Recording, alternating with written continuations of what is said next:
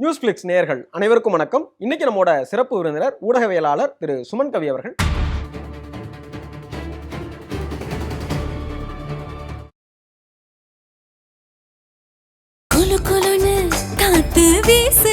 உங்கள் சத்யாவில் குளு குளு ஏசி ஆஃபர்.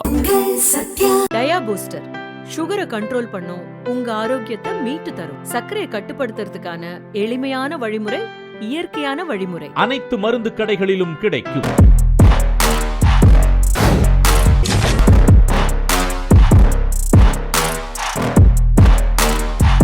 இத்தனை ஆண்டு காலம் இந்த இருபெரும் திராவிட கட்சிகளுக்கு வாக்கு செலுத்தின போது மக்கள் எல்லாம் ரொம்ப அறிவாளிகளா இருந்தாங்க. இன்னைக்கு எனக்கு வாக்கு செலுத்தின பிற்பாடுதான் மக்களை முட்டாள் என்பதும், மக்களை குற்றம் சொல்வதும், மக்கள் மீது இப்படியான ஒரு அவதூறுகளை பேசுவதும், நான் என்ன கவர்ச்சியினாலேயா முதலமைச்சரானே அப்படிங்கிற ஒரு கேள்வி வைக்கிறாரு. இப்ப நீங்க சொன்ன எல்லா விமர்சனமும் அதோட பொருந்தது. அப்படி பார்க்கிற போது மக்கள் ஏகோபித்த வரவேற்பு கொடுத்ததான விஜய் அவர்களை இன்னைக்கு முதலமைச்சர் ஆக்கியிருக்காங்க. ஏகோபித்த வரவேற்பு அந்த வார்த்தையை முதல்ல சொல்லக்கூடாதுங்க. 35%.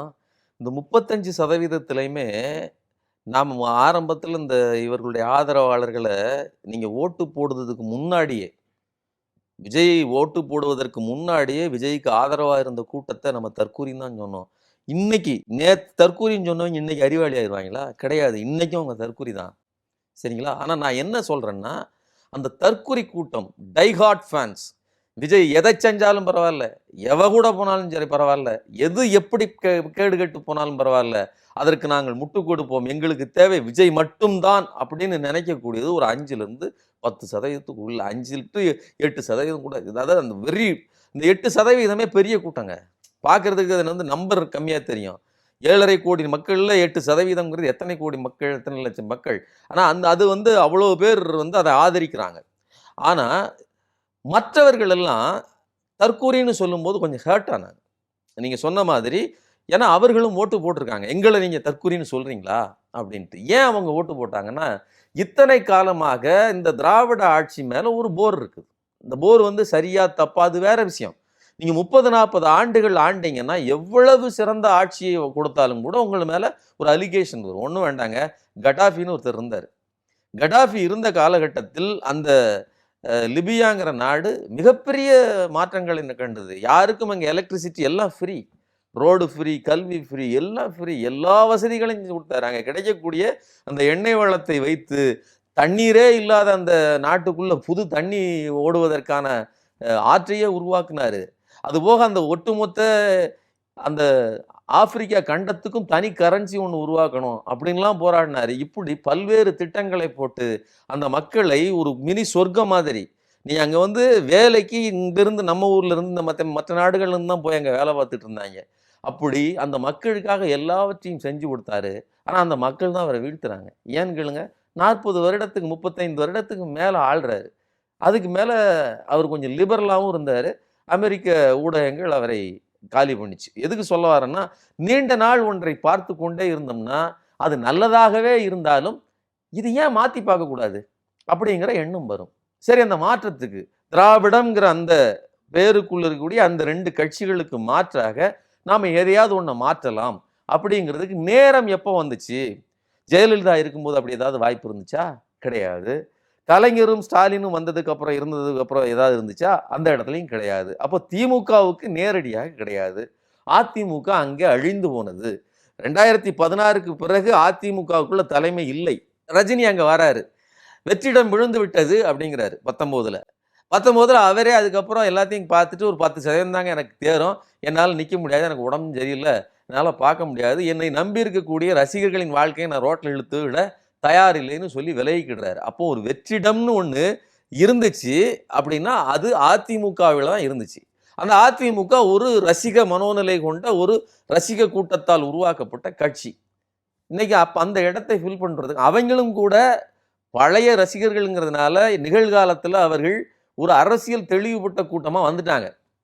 ஆனால் இன்னைக்கு அரசியல் படுத்தப்படாமல் முழுவதுமாக நெட்ஃப்ளிக்ஸ்லையும் இதுலையும் என்ன வெப் சீரிஸ் பார்த்துக்கிட்டு, ஐபிஎல் மேட்சை பார்த்துக்கிட்டு இப்படி இருக்கக்கூடிய ஒரு கூட்டம், அவர்களுக்கு அரசியல் பற்றியே தெரியாது. இன்னைக்கும் சட்டமன்ற கூட்டத்தொடர் நடக்கும்போது கீழே பல கமெண்ட்டு என்ன போடுறாங்க, நான் என்ன படம் பார்த்துக்கிட்டு இருந்தேன், இது பார்த்துக்கிட்டு இருந்தேன், வெப் சீரிஸ் பார்த்துக்கிட்டு இருந்தேன், இன்னைக்கு நான் வந்து சட்டமன்றத்தை பார்க்குறேன், என்னைய நீங்கள் வளர்த்து விட்டது நீங்கள் என்ன அப்படிங்கிறான்.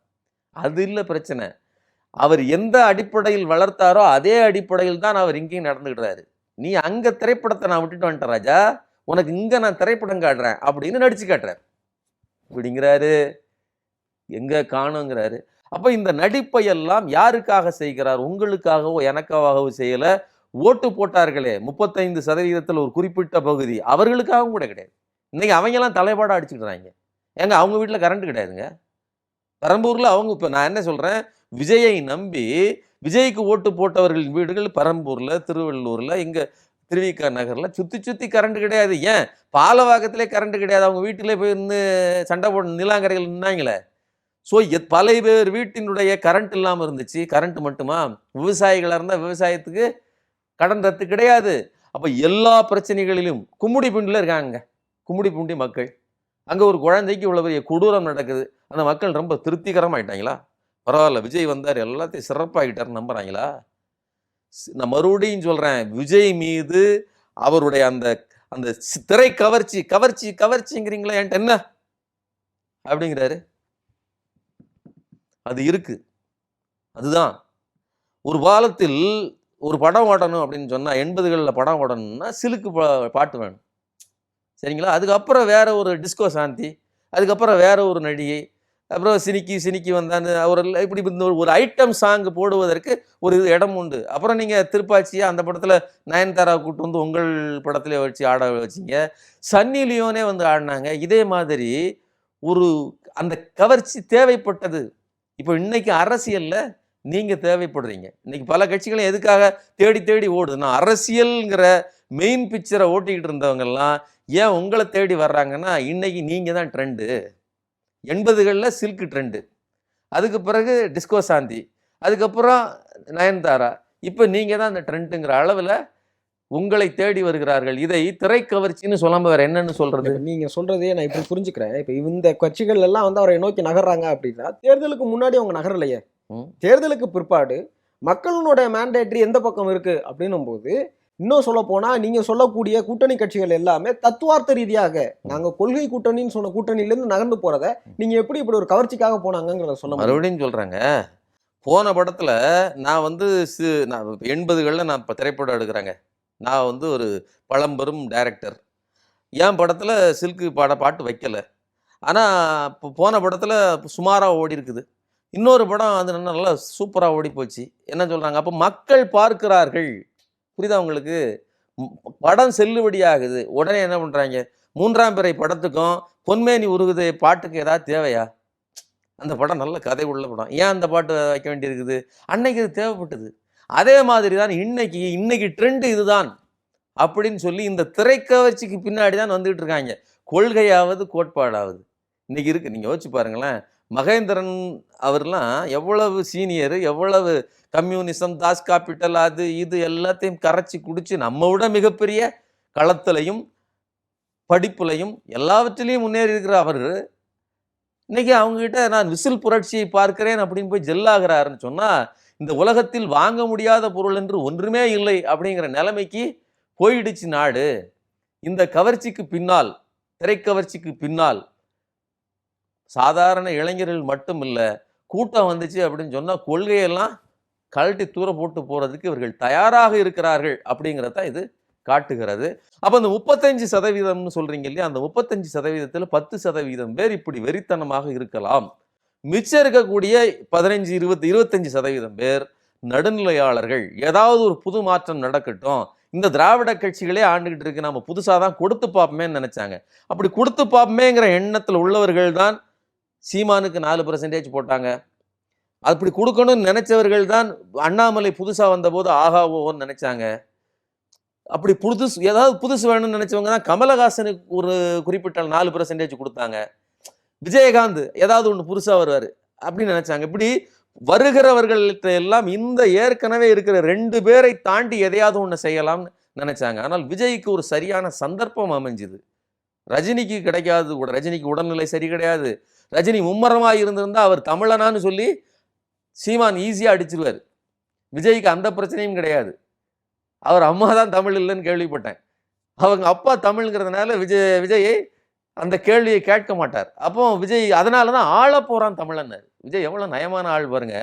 அண்ணாமலை தம்பி இங்கே ஆட வந்தேன்டா, தளபதினா கானா பாட்டு பாட வந்தேன்டான்னு தளபதிங்கிற ரஜினியின் படத்தையும் அண்ணாமலைங்கிற ரஜினியின் படத்தையும் காட்டு, அவரோட தம்பி நானு அப்படின்னு சொல்லி அவர்கிட்ட இருந்து அந்த பவரை உருவி அவருடைய ஸ்டைலு, தண்ணி சரக்கு அடிச்சு இப்படி ஊத்துறது, கண்ணாடி தூக்கி இப்படி போடுறது, சிகரெட்டை போடுறது, எல்லாத்தையும் அப்படியே அடிச்சு வளர்ந்து வந்த விஜய் அண்ணாமலை தம்பின்னு பாட்டுலையும் வச்சார்.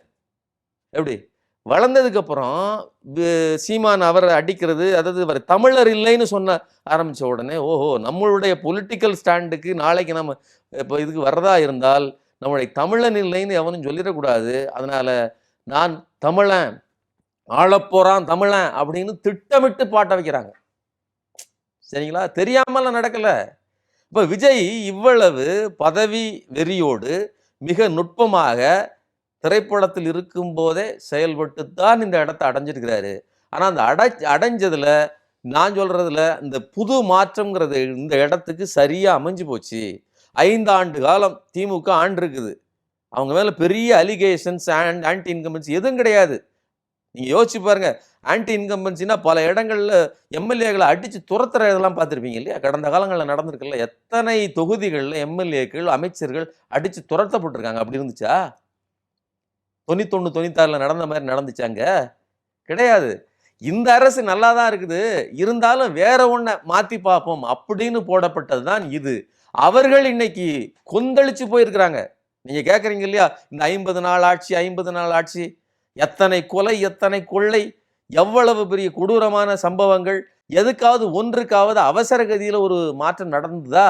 தூய்மை பணியாளர்களை இது தனியார் மயமாக்குறதை எதிர்த்து அவ்வளவு பிரச்சனை நடந்துச்சு. அரசு அங்க இதெல்லாம் பண்ணுச்சு.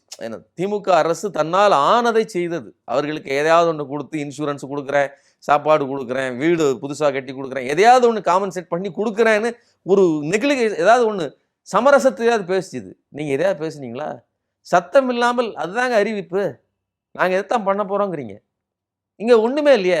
நான் என்ன சொல்கிறேன், அன்னைக்கு அவ்வளவு வீரியமாக எதிர்த்தார்கள், அவ்வளவு பெரிய ப்ரொட்டஸ்ட் நடந்துச்சு. இன்னைக்கு விஜய் எதிர்த்து எதுவும் பண்ண முடியாது. அன்னைக்கு இன்னும் கூடுதலாக பாருங்க, அன்னைக்கு அவ்வளோ நெருக்கடி நடக்கும்போது அதை கூட வந்து விஜய் பார்க்கல. எவ்வளவு சொகுசான அரசியல். இப்போ நான் அரசியல் பண்ணணுங்க, நான் எதிர்கட்சி. அன்னைக்கு அவர் வந்து பார்ப்பதற்கு அன்னைக்கு இருந்த அரசாங்கம் அனுமதி தரல.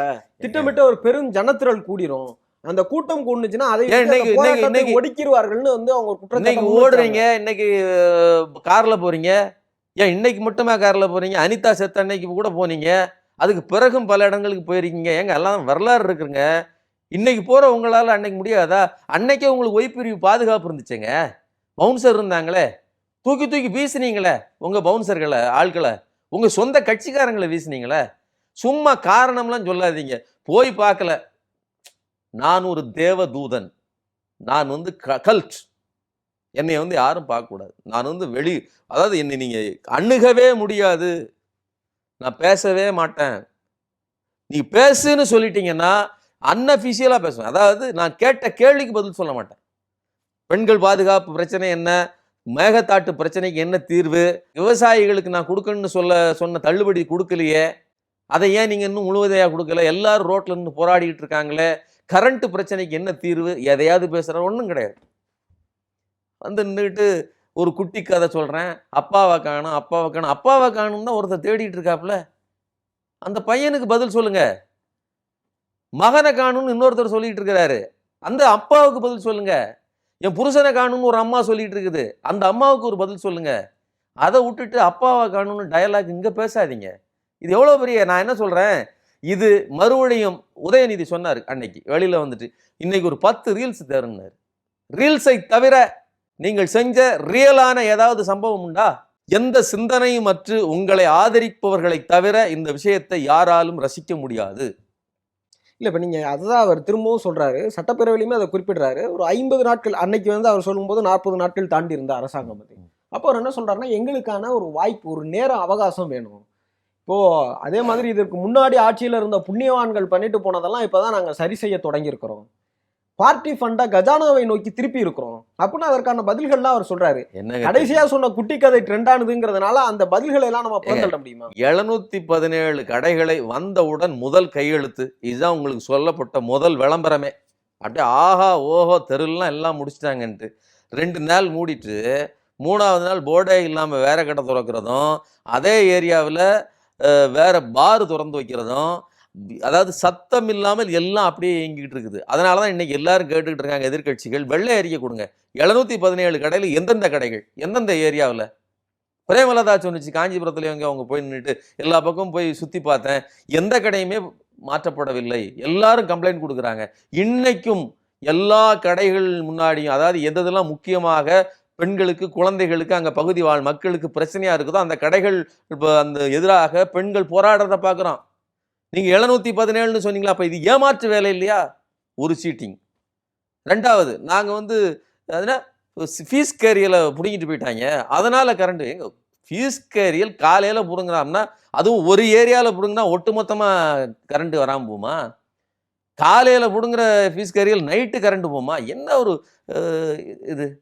அப்போ எவ்வளவு ஏமாற்று வேலை. ஒரு பக்கம் பாருங்க, என்ன சொல்றதுன்னா, ட்ரக்கு பயன்படுத்துகிற ஒருத்தர் மனிதவளத்துறை அமைச்சராக இருக்கிறாருங்கிற ஒரு குற்றச்சாட்டு. அதாவது ட்ரக்குங்கிறத கண்டுபிடிக்கணும். ஆனால் அந்த குற்றச்சாட்டு நீங்க தான் ப்ரூவ் பண்ணணும். யாருமே இப்படி பண்ணவே முடியாது. சரிங்களா? இது ஒன்று, இவ்வளோ பெரிய குற்றச்சாட்டு இருக்குது. இன்னொன்று, ஸ்ரீவைகுண்டம் எம்எல்ஏ அவருடைய நெருங்கி அவர் கூட இருக்கிறவங்க 2 பேர் அந்த நிர்வாகிகளை சேர்ந்து ஒரு பெண்ணை கூட்டு பாலியல் அத்துமீறலுக்கு உள்ளாக்குறாங்க. ஏதாவது ஒரு நடவடிக்கை உண்டா அவர் மேல? என்ன நீங்க பெண்களுக்கு பாதுகாப்பு சிங்கப்பெண் படை வச்சிருக்கிறீங்க, யாருக்கு? பெண்கள் பாதுகாப்புக்கு. உன் கட்சிக்காரன் செய்யறாங்க. சேலத்துல மணிகண்டன் ஒருத்தர் 50 பெண்கள் 8000 வீடியோ. ஒரு பொள்ளாச்சி சம்பவத்துக்கு நிகரான ஒரு கொடூரமான நிகழ்வு நடந்திருக்குது. அது ஈஸி, அப்படியே கடந்து போறாங்க. எங்க கட்சியிலேருந்து விலகிட்டாங்க, எங்க கட்சி கிடையாதுங்க. எவ்வளோ பெரிய ஈஸியான ஒரு வேலை. அப்போ அதாவது முன்னாடி எல்லாம் ஒரு அரசு, அதாவது ஒரு குற்றம் நடக்கும், அரசு அதற்காக போய் நின்று வேலை செய்யும், அதை தடுக்கிறதுக்கு, அதை இது பண்றதுக்கு, அதுக்கு ரெஸ்பான்சிபிலிட்டி எடுத்து. இன்னைக்கு என்ன நடந்துகிட்டு இருக்குன்னா, கட்சிக்காரர்கள் குற்றம் எடுத்து கொண்டிருக்கிறார்கள். ஒவ்வொரு தெருவிலையும் ஒவ்வொரு ஏரியாவிலையும் ஏதாவது ஒரு தப்பு நடக்குன்னா 10ல் 5 இல்லைன்னா 10ல் 8 தாவேகா கான்டாக்ட் இருக்குது. இதுதான் கொடூரமான ஒரு நிலைமை. இதைத்தான் நம்ம சொல்றோம். இதுக்கு எதுக்கும் பதில் சொல்லாம நீங்க நின்றுட்டு டயலாக் பேசிட்டு இருக்கீங்கன்னா, அப்ப மக்களை 35% மறுபடியும் சொல்றேன், 10% உங்கள் ரசிகர்களை தவிர வேற யாராலையும் 80-90% மக்கள் இந்த விஷயத்தை ஒருபோதும் ஏற்றுக்கொள்ள மாட்டார்கள். இந்த சட்டமன்றத்தில் நடந்தது என்பது ஒரு ஷூட்டிங் ஸ்பாட். இதுலயும் என்ன கொடுமை பாருங்க. ஜேசிடி பிரபாகர் அவர்கிட்ட நான் ஒன்று ப்ரிப்பேர் பண்ணிட்டு வந்திருக்கேன், செஞ்சுக்கிடவா அப்படின்னு கேட்குறேன். அவர் பாடுறதும் இவர் ஆடுறதும் அப்படியே தில்லானா மோகனாம்பாள்ங்கிற மாதிரி சொல்ற மாதிரி அப்படித்தான் இருக்குது. அவர் கையா எங்க, அதாவது அவர் பேசும்போது குறுக்கிடக்கூடாதாங்க. எந்த உலகத்துலங்க இருக்குது? எந்த முதலமைச்சராக இருந்தாலும் நீங்க நேற்று எதிர்க்கட்சி தலைவர் பேசும்போது குறுக்கிட்டு உங்க அமைச்சர்கள் பேசினாங்க, எல்லாம் பேசினாங்க, அதுக்கு முடியும். நீங்க பேசுறது ஏன் அப்படின்னா, நீங்க ரெக்கார்ட் பண்ணி கொண்டாந்துருக்கீங்க, நீங்க ப்ரிப்பேர் பண்ணி கொண்டாந்துருக்கீங்க, 3 நாள் ரிஹர்சல் போட்டு இதை இப்படி பேசணும்னு வந்துருக்கீங்க. அப்புறம் ஃப்ளோ கட் ஆயிரும். வடிவேலு சொல்லுவார் இல்லையா, ஒரு ஃப்ளோவா போயிட்டு இருக்கும்போது ஏன் இடையில குறுக்கிடுத, நீ பேசும்போது நான் ஏதாவது வந்தேனா அப்படிங்கிற மாதிரி தான் விஜயனுடைய பிஹேவியர் இருக்கிறது. இல்லை அப்படின்னு சொன்னா, அந்த காவிரி தீர்ப்பாயத்துக்கு நான் உண்மொழிகிறேன், ஆமாங்க நான் ஏத்துக்கிடுறேங்கிறதுக்கு அப்படியே உளர்றாப்புல. இவ்வளவுதான். இதுதான் ஒரிஜினலா அவருடைய பேச்சு. வித்தவுட் ப்ரிப்பரேஷன்ல ஒரு 4 வார்த்தையை கூட உளராமல் பேச தெரியாத ஒருவர் தான் ப்ரிப்பரேஷனோட நின்றுட்டு டயலாக் பேசுறாரு. இதை ஒரு கூட்டம் ரசிக்குதுன்னு சொன்னா அந்த கூட்டத்துக்கு அவர் தேவைப்படலாமே தவிர மக்களுக்கு அவர் தேவையில்லை. நீங்க இதை சொல்லி மக்களை தற்குறியா, மக்கள் அறிவில்லாதவர்களான்னு கேள்வி கேட்டீங்கன்னா, கண்டிப்பா மக்கள் புத்திசாலிகள் தான். தெரியாதனமா போட்டாங்க, விவரம் தெரியாம போட்டாங்க. சில நேரங்களில் நாம தெரியாதனமா ஏதோ நல்லா புதுசா இருக்குது மார்க்கெட்ல, இது என்னதுன்னு சொல்லி ஒரு நாள் இதை வாங்கி பார்ப்போமே, எதையாவது ஒன்று வாங்கிடுவோம். அதை நம்ம சாப்பிட முடியாது, தலையில் அடிச்சுக்கிடுவோம். நான் 100 ரூபா நான் நாசமா போச்சு அப்படின்னு தூரத்துக்கு போடுறோம். அதே மாதிரி தான் நாங்க ஆசையா, அதாவது தெரியாத்தனமாக புதுசா இருக்குதே, ஏதோ ஒரு மாற்றம் போல இருக்கு அப்படின்னு நினைச்சு வாங்கிட்டு இன்னைக்கு தலையில அடிச்சுட்டு 5 வருஷத்தை நாங்கள் வீணடிச்சிட்டோம், அல்லது 5 வருஷமா எத்தனை வருஷமோ எத்தனை நாள் ஓடுமோ அது வரலும் இவர்கள் பாடு, யாரு நம்பி வாக்களித்தவர்கள் பாடு மிகப்பெரிய திண்டாட்டம் தான் என்னுடைய கருத்து. இப்போ விஜய் அவர்களுடைய இப்போ நீங்களும் அதே வார்த்தையை தான் திரும்ப முன்வைக்கிறீங்க, எத்தனை நாள் ஓடுமோ அப்படின்னு. முன்னாள் முதலமைச்சர் அவர்களும் என்ன சொல்றாங்கன்னா, எப்போது வேண்டுமானாலும் தேர்தல் வரும் அப்படின்னு. அதற்கு முன்னாடி அவர் சொன்னதுக்கு தான் சட்டமன்றத்தில் முதலமைச்சர் விஜய் அவர்கள் ஒரு பதில் சொன்னாங்க. கூட்டணி கட்சிகள் இண்டிவிஜுவல் பார்ட்டிஸ் அவங்களாம் வந்து தான் நமக்கு ஆதரவு தெரிவிக்கிறாங்க. ஆனால் முன்னாள் முதலமைச்சர் வந்து தொடர்ச்சியாக போகிற இடங்கள் எல்லா இடத்துலையும் நம்மளுடைய தயவின் பேரில் தான் இந்த ஆட்சி அமைக்கப்பட்டிருக்குது அப்படின்னு பேசிட்டு இருக்காரு அப்படிங்கிறதுக்கான பதிலுரையும் சொல்லியிருந்தாரு. இது எப்படி எடுத்துக்கிறது? இது எப்படி எடுத்துக்கிடுறது அப்படின்னு சொன்னா, இப்போ நான் வந்து இப்போ நீங்க வந்து ஸ்டாலின் அவர்களை முதல்வராக்க வேண்டும் அப்படிங்கிற நோக்கத்துக்காகத்தான் விசிகாவுக்கு ஒருத்தர் வாக்கு போட்டிருப்பார். விசிகாவுக்கு யார் வாக்கு போட்டிருப்பா? திமுகவிலிருந்து. ஸ்டாலின் மட்டும் இல்லை, திமுக ஆட்சி அமைக்கும். ஸ்டாலின் வரலாலும் கூட திமுக ஆட்சி அமைக்கணுங்கிறதுக்காண்டி தானே போட்டிருப்பாங்க. அதே மாதிரி விசிகாவினுடைய இது கம்யூனிஸ்டுகளுக்கும் அப்படி தானே போடப்பட்ட வாக்கு தானே. அதே மாதிரி தானே சிபிஐனுடைய வாக்குகளும் அதுதானே. அப்போ எல்லோருடைய அதாவது நீங்கள் யாரெல்லாம் சொல்கிறீங்களோ உங்களுக்கு ஆதரவாக வந்திருக்கிற எல்லோரும், ஏன் காங்கிரஸ் முதற்கொண்டு 5 காங்கிரஸ் எம்எல்ஏக்கள் முதற்கொண்டு அந்த வாக்குகளுக்குள் யார் இருக்கிறா? திமுக காரனுடைய நேரடி வாக்கு இருக்கா இல்லையா? நீங்கள் அது திமுக, அதாவது இதெல்லாம் விட்டுருங்க, காங்கிரஸினுடைய இதெல்லாம் விட்டுருங்க, திமுக தான் வரணும்னு சொல்லக்கூடிய டைஹார்ட் திமுக ஒருத்தன் 10 பேர் ஓட்டு போட்டு தானே உங்களுக்கு நீங்கள் ஜெயிச்சிருக்கீங்க. அந்த காங்கிரஸ்காரர் ஜெயிச்சிருக்காரு. மற்றவங்கள விட்டுருங்க, மக்கள் போட்டாங்க, அதெல்லாம் விட்டுருங்க. ஒரு தீவிரமான திமுக குடும்பத்தை சேர்ந்தவர் போட்டு தானே நீங்கள் ஜெயிச்சிருக்கீங்க. அப்போ இந்த வாக்குக்குள் உங்ககிட்ட இருக்கக்கூடிய இன்னைக்கு உங்கள் கையில் இருக்கக்கூடிய அந்த காங்கிரஸ்காரர் இருக்கார்ல, அவருடைய வெற்றிக்கு பின் உள் தீவிரமான பல வருட திமுக ஆதரவாளனுடைய வாக்கு இருக்கா இல்லையா? அப்போ அந்த காலில் தான் நீங்கள் நிற்கிறீர்கள். உங்களை விரும்பி உங்களுக்கு ஓட்டு போட்டவர்கள் விட்டுருங்க, இன்னைக்கு உங்களுக்கு ஆதரவு கொடுத்தவர்களுக்குள் எங்களுடைய வாக்குகள் இருக்குது அப்படின்னு சொல்றதுல என்ன தப்பு இருக்குது? சரிங்களா? இது ஒண்ணு. இன்னொன்னு, இந்த அரசு தாங்குமா தாங்காதா அப்படிங்கிறத இப்போ முன்னாள் முதல்வர் ஸ்டாலின் அவர்கள் சொல்றதை விட்டுருங்க. இப்போ உங்க கூட கூட்டணி அல்லது ஆதரவு, இந்த 2 நிலையில இருக்கக்கூடியவர்களுக்கு எவ்வளவு பெரிய நெருக்கடி பாருங்க. நீங்க எவ்வளவு பெண்களுக்கு பிரச்சனைன்னு சொல்லி ஸ்ரீவைகுண்டத்துல யார் நின்று போராடிட்டு இருக்கிறா? சிபிஎம் சேர்ந்த அந்த மகளிர் அமைப்பு தான் போராடிட்டு இருக்குது. சரிங்களா? ஜனநாயக மாதர் சங்கம் தான் போராடி, சிபிஎம் சேர்ந்தது. அதே தான் மணிகண்டனுக்கு எதிராகவும் சேலத்துல போராடிட்டு இருக்குது. விவசாயிகளுக்கு ஆதரவாக இந்த அரசை எதிர்த்து யார் போராடிக்கிட்டு இருக்கிறா? சிபிஐ போராடிட்டு இருக்குது.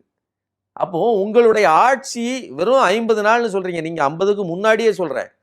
நான் 30-40 நாளைக்கு உள்ளாகவே இந்த கூட்டணியில் இருக்கக்கூடிய அல்லது ஆதரவு கொடுத்து கொண்டிருக்க கட்சிகளை களத்தில் இறங்கி சண்டையிடுகிற அளவிற்கு நிலைமை மோசமாக இருக்கிறது.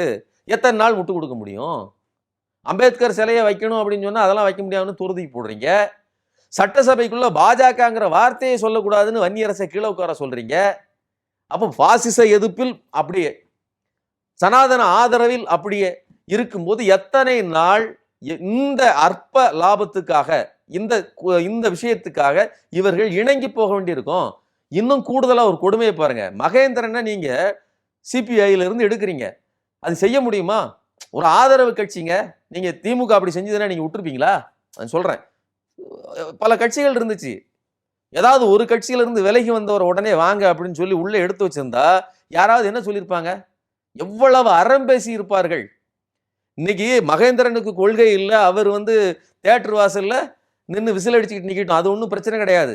அவர் கம்யூனிசத்தை கரைச்சி குடிச்சிட்டு இது இருந்துட்டு போட்டோம், அது ஒன்றும் நமக்கு பிரச்சனை கிடையாது. ஆனால் அந்த கட்சியினுடைய நிலைமை பாருங்க, ஆதரவு உங்களுக்கு கொடுக்குது, ஆனா அந்த கட்சியில இருந்தே ஒன்னு உருவீங்க, ஒரு செங்கலை உருவீங்கன்னா எவ்வளவு பெரிய மோசமான நிலைமை.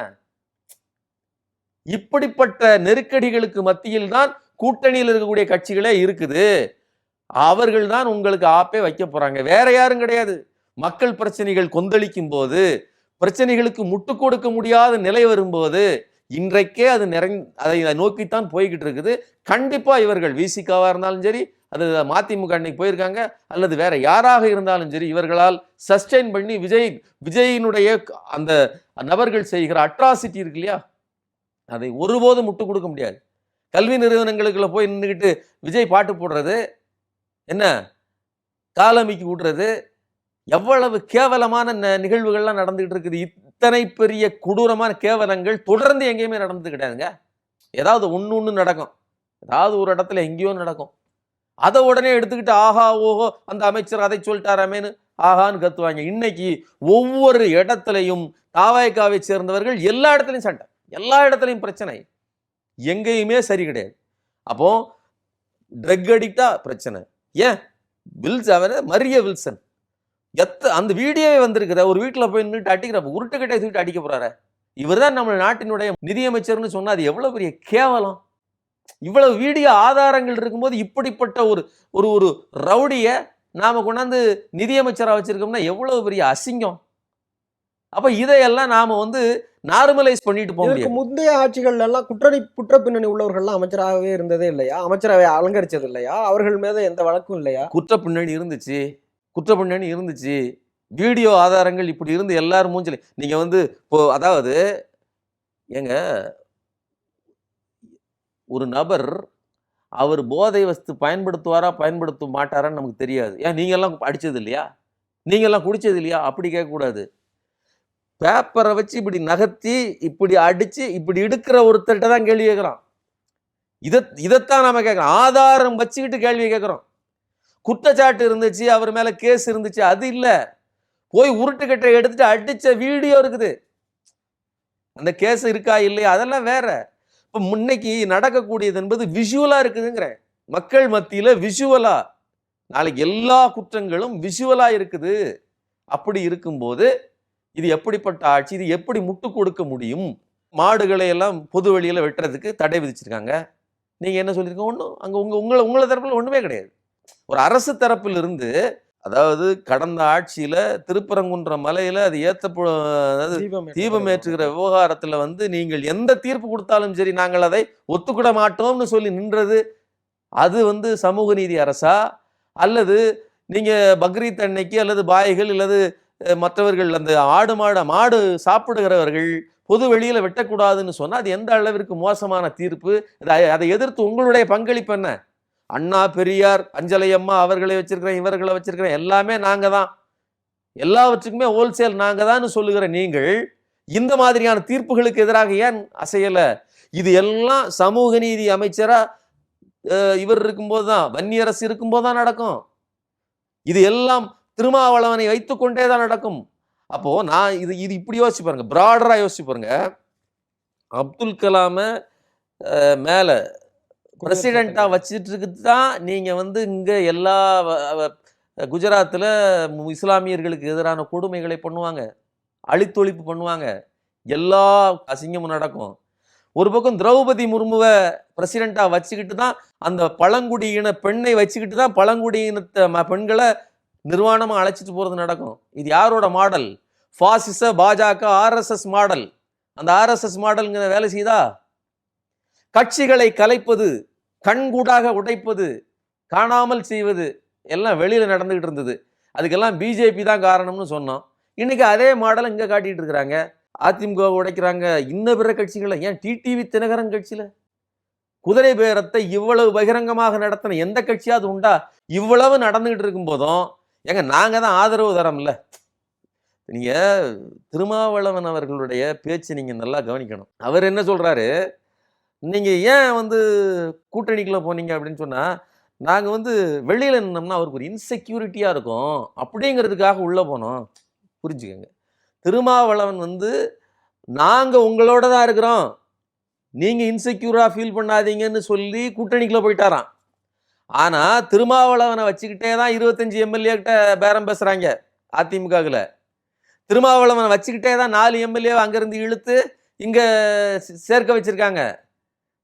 இது திருமாவளவனுக்கு இன்செக்யூர் இல்லையா? நாளைக்கு எல்லாம் உள்ள வந்துருச்சுங்க, 108க்கு மேல 118க்கு மேல போயிடுச்சு, நீங்க எங்களுக்கு தேவையில்லை, அது திருமாவளவனுக்கு இன்செக்யூர் இல்லையா? அப்போ எவ்வளவு மோசமாக நீங்க நசுக்கப்படுறீங்க. அதை பத்தி நம்ம வீசி கேட்டோம்னா அதெல்லாம் ஒன்றும் பிரச்சனை இல்லைங்க, எங்களுக்கு நாங்கள் எதையும் நீங்க சந்திக்க தயாரா இருக்கிறீங்க. ஆனா ஒரு அடிப்படை அறம் இவருக்கு இருக்குதா? இவ்வளவு நசுக்குதலே நீங்க கேட்டுக்கிட்டு நீங்க எவ்வளவு நாள் தாங்குவீங்க? அதைத்தான் நாங்க சொல்றோம். இந்த ஆட்சி தாங்காது. இன்னும் கூடுதலா ஒரு விஷயத்த சொல்றாரு விஜய். அங்க திருச்சி நன்றி தெரிவிப்பு கூட்டத்தில் போய் உட்கார்ந்துக்கிட்டு, அது நன்றி தெரிவிப்பு கூட்டமே கிடையாது, அது முழுக்க முழுக்க அடுத்த இடைத்தேர்தலுக்கான அரசியல் பிரச்சார கூட்டம். இனிமேல் வரமாட்டான் அண்ணன், வந்திருக்கிறேன், இருக்கிற வார்த்தைகளை வாங்கிக்கங்க அப்படின்னு சொல்லி டயலாக் பேசுறாப்புல. எல்லாம் பார்த்து எல்லாம் பண்ணி விட்டீங்க, 108 கொடுத்தீங்க, இன்னொரு 10 சேர்த்து போட்டிருந்தா இவங்க கூடலாம் நான் மாரடிக்க வேண்டிய அவசியம் இல்லை. அதுதானே பொருள். அப்போ உங்களை பேர்டன், உங்களை நீங்கள்லாம் எனக்கு சுமைன்னு நினைக்கிறாப்புல. நீங்கள் எந்த நேரமும் எனக்கு நம்பகத்தன்மை அற்றவர் நினைக்கிறாங்க. நீங்க என்ன பண்றீங்க? தீக்குளிச்சு காட்டுறீங்க, நான் உங்களோட தான் இருக்கிறேன். நீங்க கற்பு நிரூபிக்கிறீங்க. உங்களை அப்படி தீக்குளிக்க வச்சுக்கிட்டே தான் இன்னொருத்தர் பக்கம் இழுக்கிறாப்புல. அப்ப இதுதான் விஜய். ஒரு பக்கம் மனைவி அங்க தத்தளிக்கும் போது தான் அங்கோடி விளையாடுவாப்புல. ஒரு பக்கம் நீங்க நாங்க ப்ரூவ் பண்ணும்போது தான் அவங்க இன்னொரு பக்கம் 4 பேர்கிட்ட இருந்து இழுப்பாரு. இதுதான் விஜய். கபலீகரம் செய்வது, மனசாட்சியோ இரக்கமோ எதையுமே நீங்க விஜய் கிட்ட எதிர்பார்க்க முடியாது. இது விஜய் மட்டும் இல்லை, விஜய் என்பது தனிநபர் அல்ல. இன்னொன்னு சொல்றேன், விஜயினுடைய பிஹேவியரே அதுதான். இதைவிட மோசமான பிஹேவியர் கொண்ட ஆதவ் அர்ஜுனா மற்றும் இந்த லாட்டரி குடும்பத்தின் கைகளில் இந்த நாடு சிக்கிட்டு இருக்குது. அவர்கள் இந்த நாட்டை எப்படித்தான் பார்க்கறாங்க? உங்களுடைய விலை என்ன அப்படின்னு கேட்குறாங்க. இந்த சோஃபாவோட சேர்த்து சொல்றேன், சொல்லுங்க அப்படிங்கிறாங்க. ஏன்னா இதுதான் இன்னைக்கு இருக்கக்கூடிய நிலைமை. இதுதான் என்னுடைய கருத்து. குதிரை பேரம் அப்படிங்கிறத நீங்க தொடர்ச்சியா சொல்றீங்க. எல்லாருமே அதை பொதுவெளியில விமர்சனங்கள் வைக்கும்போது தான் அதுக்கு என்ன சொன்னாங்கன்னா, அவங்களுடைய சட்டமன்ற உறுப்பினர் அப்படிங்கிற அந்த பதவியை ராஜினாமா செய்துவிட்டு வந்துதான் அவங்க தாவேக்கால இணைகிறாங்க. அதனால அது குதிரை பேரம்னு நீங்க எப்படி சொல்லிட முடியும் அப்படிங்கிற ஒரு விமர்சனத்தையும் தாவேக்கா சார்பில் முன்வைக்கிறாங்க. தன்னிச்சையாக ஆதரவு தெரிவிக்கிறாங்க அப்படிங்கிறத எப்படி பாக்குறீங்க? அதாவது இதெல்லாம் இயல்பாக நடக்கிறது, எந்த அழுத்தமும் இல்லாமல் நடக்கிறது, தானாக நடக்கிறது. விஜயினுடைய அந்த அரோமா, அதாவது ஆரா கரிஷ்மா, அந்த ஆரா புத்தா ஃபீல்டுன்னு சொல்லுவாங்க. அதாவது புத்தர் உட்கார்ந்து இருந்தாருன்னா அவரை சுற்றி இருக்கவர்களுக்குலாம் ஒரு வகையான உணர்வு நிலை வரும். புத்தர் அந்த உணர்வை, அந்த அலையை ஏற்படுத்துவாருன்னு சொல்லுவாங்க. அதுக்கு பேர் புத்தா ஃபீல்டுன்னு சொல்லுவாங்க. அந்த மாதிரி அந்த ஆறாவுக்குள்ள அப்படி உள்ள மயங்கி கிடக்குறாங்க. அப்படிலாம் கிடையாது. தெள்ளத் தெளிவாக எங்கே அதிகாரம் கிடைக்கிறது, எங்கே லாபம் கிடைக்கிறது, எதை தின்றால் லாபம் பெற முடியும், எதை அடைந்தால் லாபம் பெற முடியும்னு தெரிந்து அதற்கு ஒரு விலை பேசப்பட்டு பக்காவா பெரிய அளவில் அது பணமாக எதுவாகவோ அதாவது நான் என்ன சொல்றேன், இதுதான் விலைன்னு கிடையாதுங்க. இந்த உலகத்தில் எல்லாவற்றுக்கும் விலை உண்டு அப்படிங்கிறத நிரூபிச்சது இந்த ஆதவ அர்ஜுனா தான். கம்யூனிசமா வாங்க, உங்களுக்கு ஒரு விலை இருக்குது. அது என்ன விலை, என்ன கொடுத்தாங்க யாருக்கு தெரியாது. உங்களுக்கு வேற மாதிரி சொல்லணும் அப்படிங்கிற மாதிரி தான், உங்களுக்கு வேற மாதிரியான ட்ரீட்மெண்ட், அவரை குளிர்விக்கிறது மாதிரி ஏதோ ஒன்று நடந்திருக்கு. அதே மாதிரி எந்த ஒரு நிகழ்வுமே இல்லாமல் தானாக மனமுவந்து அப்படி சரணாகதி அடைவதற்கு அவர்கள் ஒன்றும் அவர்கள் ஒன்றும் துறவிகள் கிடையாது. எங்கே லாபம் கிடைக்கும், எங்கே அறுத்து திங்கலாம் என்று அலையக்கூடிய பதவி வெறி பிடித்த நபர்கள் வந்தாங்க. ஒருத்தர் தேர்ந்தெடுக்காங்க. அந்த தேர்ந்தெடுத்தவர், அதாவது நயினார் நாகேந்திரன் தான் சொன்னார், ஒரு இடைத்தேர்தல் வருதுன்னா எப்போ வரும்? இப்போ இவர் நம்ம EVKS இளங்கோவன் இறந்து போனாரு, அவங்க மகன் இறந்து போனாரு, இடைத்தேர்தல் வந்துச்சு. அப்புறம் அவர் இறந்து போனார், அப்புறம் அது இதாகி போச்சு. அப்போ ஒருத்தர் முடியாமல் கிடந்தாலோ, ரொம்ப செயலற்று போய் இருந்தாலோ அல்லது செத்தாலோ தான் அந்த இடத்துல இடைத்தேர்தல் வரும். நீங்க என்ன ஆனீங்க? உங்களுக்கெல்லாம் நல்லா தானே இருக்குது கைகாலெல்லாம் அப்படின்னு நான் சொல்லலை, நயினார் நாகேந்திரன் சொல்றாரு.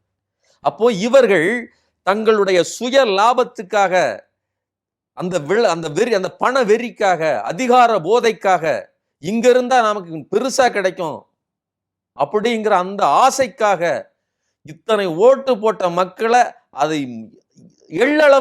எள்ளின் முனையளவும் மதிக்காம துச்சமாக மதித்ததன் விளைவு தானே இன்னைக்கு நாங்க எல்லாத்தையும் விட்டுட்டு வரோம் அப்படின்னு சொல்றது. அந்த மக்கள்கிட்ட போய் கேளுங்க, அந்த மக்கள் சொல்லுவாங்களா நீங்க விட்டுட்டு போனது சரின்ட்டு? நான் தான் சொன்னேன் முதல்ல, காலிகுலாவின் ஆட்சி காலத்தில் காலிகுலா சைக்கோவா இருப்பது என்பது அல்ல, அந்த மக்களே ஒரு சைக்கோபாத்துக்கு உள்ளாயிருவார்கள். இந்த விஷயங்களை எல்லாம் ஆமா இது இப்படித்தான் இருக்குது, இது சரி பண்ணணும், இது இல்லைன்னா இது வேற காரணத்துக்காக செய்யப்பட்டிருக்கும் அப்படின்னு அவர்கள் அதற்கு பொழிப்புரை எழுதி தங்களை தாங்களே சமாதானப்படுத்திக் கொள்வதற்கு, எவ்வளவு கொடுமை நடந்தாலும் அதுக்கு சமாதானப்படுத்துகிற இடத்துக்கு அவங்க வந்துருவாங்க அப்படின்னு நான் சொன்னேன். இதை இங்க ஒப்பிட்டு பாருங்கள். இங்க நடந்து கொண்டிருக்கிற சமாதானம் என்பது இப்படிப்பட்ட கேவலங்களுக்கெல்லாம் முட்டுக் கொடுக்கப்படுகிறது. நான் என்ன சொல்றேன், ரசிக்கிறவன் ரசிச்சுட்டு போட்டோம், டைஹார்ட் ஃபேன் அப்படி இருந்து போட்டோம். ஆனால் மக்கள் அப்படி கிடையாது. உங்களுக்கு நேரடியான பிரச்சனை இருக்குது. உங்க வீட்டுல கரண்ட் இல்ல, உங்க வீட்டுல தண்ணி இல்ல, உங்க வீட்லயோ அல்லது உங்க பக்கத்திலேயோ ஏரியாவிலேயோ ஒரு பெண் பாதிக்கப்படுகிறாள். கும்மிடிப்பூண்டில் அதான் நடந்திருக்குது. கும்மிடிப்பூண்டு மக்கள் சிந்திச்சு பார்க்கணும், கோயம்புத்தூர் மக்கள் சிந்திச்சு பார்க்கணும், ஸ்ரீவைகுண்டத்து மக்கள் சிந்திச்சு பார்க்கணும். ஒவ்வொரு இடத்துலையும் பெண்கள் பாலியல் துன்புறுத்தல் ஆளானாங்க. அதே மாதிரி தான் எல்லா பிரச்சனையுமே. விவசாயம், நான் வந்த உடனே எல்லாத்தையும் ஃப்ரீ பண்ணி விட்டுருவேன். 5 ஏக்கருக்கு குறைவான எல்லோருக்கும் முழு தள்ளுபடி. அவங்களே சொல்றாங்க, என்ன சொல்றாங்க தெரியுமில்ல, எங்களுக்கு அதிகபட்சம் 3.5 லட்சம் தான் கொடுப்பாங்க, ஏன்னா 5 ஏக்கருக்கு இவ்வளவு தாங்க தர முடியும் அப்படிங்கிறாங்க. ஒட்டு மொத்தமாக கணக்கு பண்ணீங்கன்னா ஒரு குறிப்பிட்ட அளவு தான் வரும். இதை நீங்க ஈஸியா தள்ளுபடி பண்ணி விட்டுறலாம்னு அவங்க சொல்றாங்க. ஏன்னா அது அவங்களோட எதிர்பார்ப்பு. நீங்க அதைத்தானே சொன்னீங்க. நான் வந்த அடுத்த நிமிடமே தாய்மாமன், நான் வந்து தங்க மோதிரம், பிறந்த குழந்தைக்கெல்லாம் தங்க மோதிரம் போடும், 1 பவுன் தங்க மோதிரம் சொன்னீங்க. இப்போ என்ன சொல்றீங்க தெரியுமா, கவர்மெண்ட் ஹாஸ்பிட்டலில் இப்போ வயிற்று வலி எடுத்துட்டு இருக்கோம், ரொம்ப கஷ்டப்பட்டவங்களா இருப்பாங்க, திடீர்னு கொண்டு போய் ஏதாவது ப்ரைவேட்டில் சேர்த்துருந்தாங்கன்னா முடிஞ்சு போச்சு. ஏழை எளியவராக தான் இருப்பாங்க. அடுத்த நேரம் காசு இருக்காது. இருக்கிற தாலியை அடவு வச்சு தான் பில்லே கட்டணும். சரி, அந்த நேரத்தில் ஒரு தங்க மோதிரம் கிடைச்சுன்னா பிரச்சனை இல்லாமல் இருக்கும்ல அந்த ஏழை குடும்பத்துக்கு. அதெல்லாம் கிடையாது. நீ ப்ரைவேட்டில் பார்த்த எப்படி? இப்படி ஏமாற்று ஏமாற்று ஏமாற்று, எல்லாரையும் ஏமாற்று. ஃப்ரீ பஸ்ஸு யார் வேணும். அதில் வேற இன்னைக்கு போக்குவரத்துறை அமைச்சர் சொல்லியிருக்காப்புல, நான் பயணிக்கிற மாதிரி இன்னைக்கு, அதாவது அந்த அன்னைக்கு இந்த பஸ்ஸில் உட்காந்துருந்தார்ல, அவர் சொன்னாராம், யார், விஜய், நான் போகிற மாதிரியான பஸ்ஸு தான் இனிமேல் எல்லா இடத்துக்கும் நம்ம விடணும். இது அப்படி சொல்லிட்டு இவர் சொல்கிறாரு ஏசி பஸ்ஸு விடணுங்கிறத அவர் சொல்கிறாரு. ஏன் விஜய் ஏசி பஸ்ஸில்னா போக மாட்டாரா? ஏன் இது இவ்வளவு மக்கள் அது இது எவ்வளோ பெரிய இழிவு, எவ்வளோ பெரிய பண்ணையார்த்தனம். இங்கே பண்ணையார்த்தனம்னு சொல்கிறாங்கல்ல, திமிர், பணத்திமிர். நான் போகிற மாதிரி பஸ் வேணும், பஸ் கொடுக்கணும் அப்படின்னா என்ன அர்த்தம்? ஏன் நீங்கள் வேற பஸ்ஸில் போக மாட்டீங்களா? இத்தனை கோடி மக்கள், சாதாரண எந்த இதுவும் இல்லாத இவ்வளோ பஸ் இருக்குது. இது ஒன்று. இன்னொன்று, அப்படி சொல்லிட்டு அதே அமைச்சர் இன்னொன்று சொல்கிறாரு, போக்குவரத்து துறையை நாங்கள் லாபம் நிறைந்த துறையாக மாற்றுவோம். அப்படின்னா என்ன அர்த்தம்? எல்லாருக்கும் இனிமேல் சத்துணவுலாம் கிடையாது, இனிமேல் நீங்கள் பிரியாணி தான் சாப்பிட்றீங்க, புரியுதா உங்களுக்கு? அப்படி சொல்லிட்டு காசு கொடுத்து வாங்கிக்கோங்க. எவ்வளோ இதைத்தான் அவர்கள் மாற்றி சொல்கிறார்கள். இனிமேல் எல்லா பக்கமும் வந்து ஏசி பஸ் தான், ஆனால் ஃப்ரீ கிடையாது. புரியுதா உங்களுக்கு? இதைத்தான் விஜய் அப்படிங்கிற இந்த நடிகரை கொண்டு வந்து வைத்து நம்மை ஏமாற்றி கொண்டிருக்கிறார்கள். இதுதான் இந்த 50 நாளில் நடந்திருக்கிறது. இன்னும் பெரிய கொடுமைகளைத்தான் நாம் சந்திக்க போகிறோம் என்னோட கருத்து. அரங்கத்திற்கு வந்து பல்வேறு கேள்விகளுக்கு பதில் சொல்லி வந்திருக்கீங்க. உங்களுடைய நேரத்திற்கும் கருத்துக்களுக்கும் நன்றி. நன்றி.